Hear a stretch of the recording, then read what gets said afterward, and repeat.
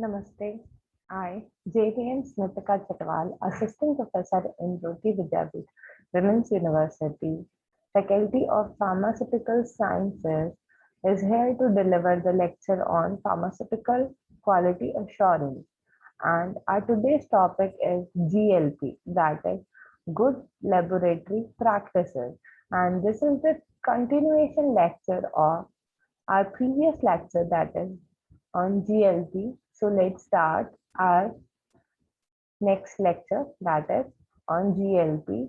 Now we are going to study the pillars of good laboratory practices.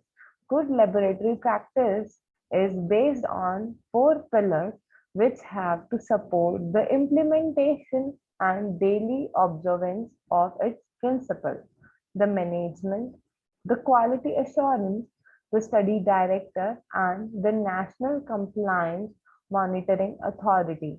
These all are the four pillars of good laboratory practices. Now, we are going to study the one by one in detail. The first one is the management. A management which is observed that GLP is a good thing in itself. Therefore, an essential management responsibility is the appointment and effective organization of an adequate number of appropriately qualified and experienced staff throughout the facility, including those specifically required to perform quality assurance functions. And this management responsibility brings us to the second pillar of good laboratory practice. The quality assurance is the second pillar of the GLP.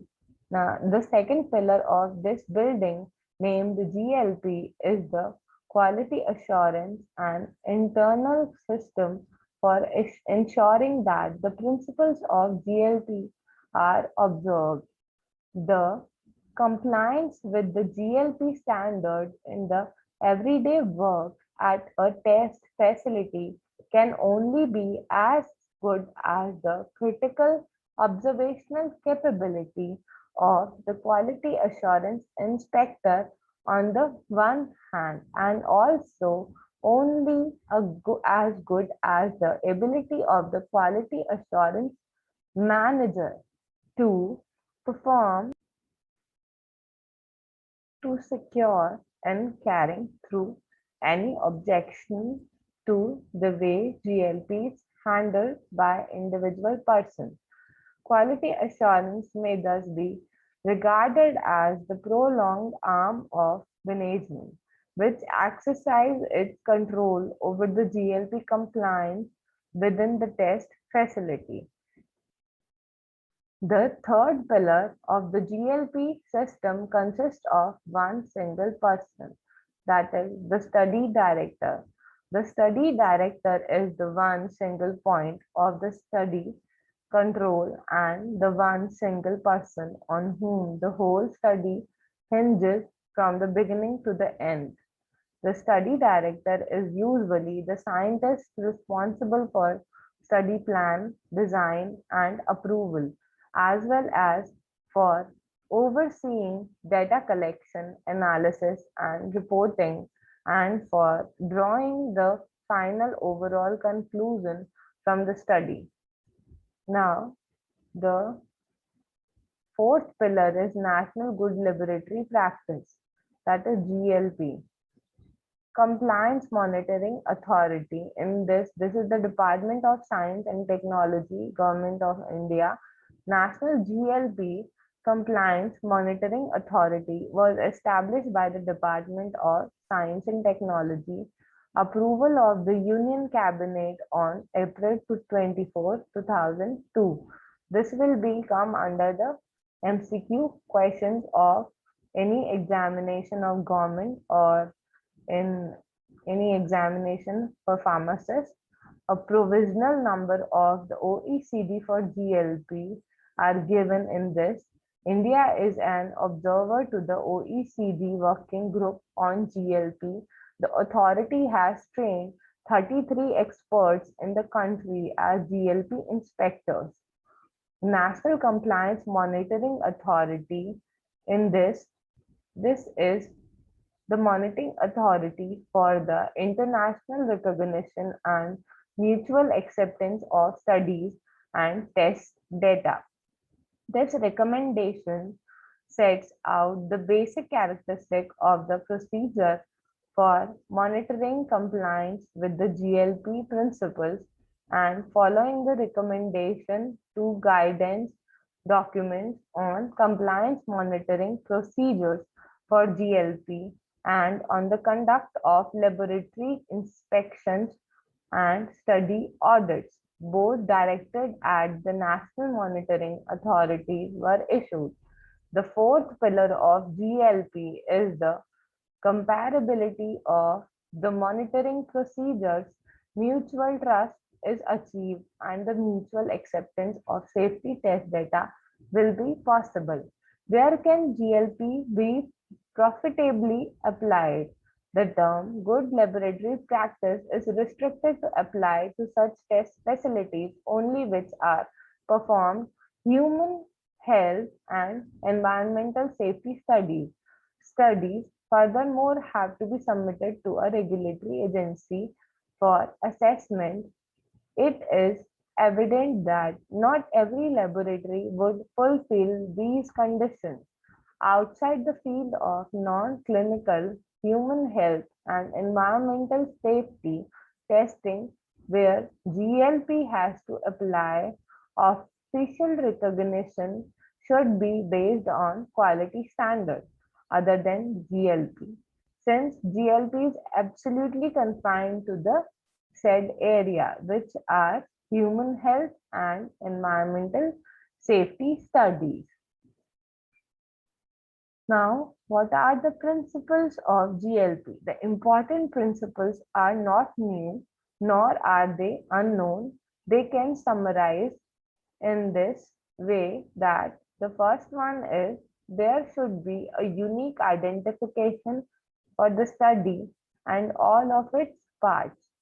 The second principle of GLP is all original observations in a study should be immediately, clearly, and legibly recorded. The third principle of GLP is all recorded all records should be in the form of bound notebooks or on continuously numbered sheets. The fourth principle of GLP is all entries and corrections to them should be dated and initialed. The fifth principle of GLP is records related to the test system itself should be gathered and retained. The sixth principle of GLP is that the specimens should be clearly identified so as to allow full traceability. The last principle of GLP is at the end of a study, all raw data should be assembled, catalogued, and archived. These are all the principles of GLP. The GLP principles are much more demanding in this respect, and in the section on the conduct of the study, the following instructions are given for the recording of data. All the generated data during the conduct of the study should be recorded directly, promptly, accurately, and legibly by the individual entering the data. These entries should be signed or initialed and dated. The possibility inherent in the applicable control mechanism might subsequently provide the means for judging the shortcomings of present activities and for improving the scientific quality of the future work. Now, this is all about this GLP principle. Now, we are going to understand the Organization for Economic Cooperation and Development, that is OECD, that is an intergovernmental organization in which representatives of 30 industrialized countries in North America, Europe, and Pacific, as well as the European Commission, meet to coordinate and harmonize policies, discuss issues of mutual concerns, and work together to respond to international problems. Most of the OECD work is carried out by more than 200 specified committees and subsidiary groups composed of member country delegates. Committees and subsidiary groups are served by the OECD Secretariat located in Paris, France, which is organized into directorates and divisions. The work of the OECD related to chemical safety and is carried out in the Environmental Health and Safety Division, which publishes free of charge documents in 6 different series. First is testing and assessment.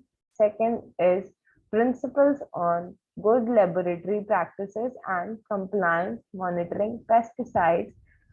Third is risk management. Fourth is chemical accidental and harmonizational of regulatory oversight in biotechnology. The GLP principles were published and formally recommended for use in 22 member countries of the OECD Council in 1981. The World Health Organization, that is WHO, Special Program for Research and Training in Tutorial Disease accepted and introduced the principles of GLP for international implementation, especially to the scientists of developing countries for the conduct of non-clinical safety studies. The GLP principles, in their strict regulatory sense, apply only to such studies on pharmaceuticals which are non-clinical and are mostly conducted in animals or in vitro and include analytical aspects, are convinced to obtain data on the properties and or safety with respect to human health and or the environment of the test related substance, are intended to be submitted to a national registration authority for the purpose of registering or licensing the tested substance or any product derived from it. In general, and depending on national legal requirements, the GLP requirement for non-clinical laboratory studies conduct for safety, environment, and evaluation in the field of drug safety testing covers the following classes of study. In this, single dose toxicity study is there, repeated dose toxicity, which is also called as subacute and chronic study, is studied, reproductive toxicity, in which fertility, embryo fetal toxicity, and teratogenicity, peri-postnatal toxicity is studied.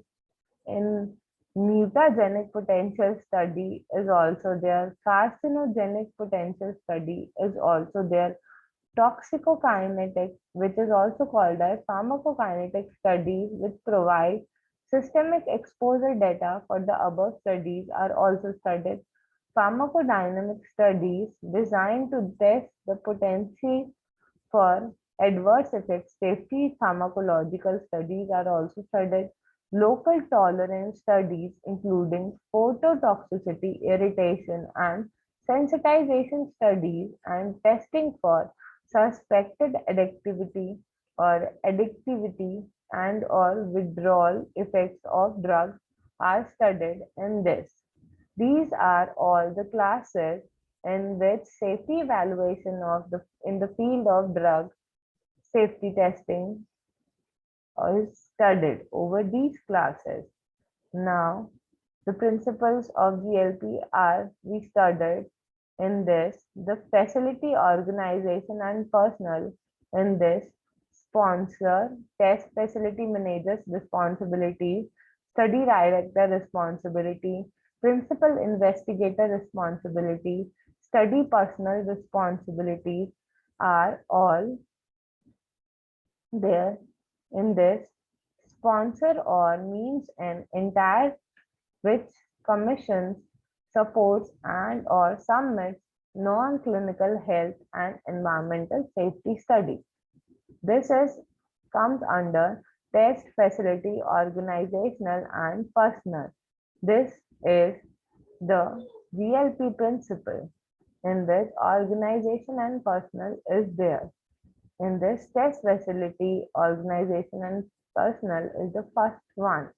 Now sponsor, and now the test facility management responsibility has the authority and formal responsibility for the organization and functioning of the test facility according to the principles of GLP, responsible for the implementation of both good science and good organization.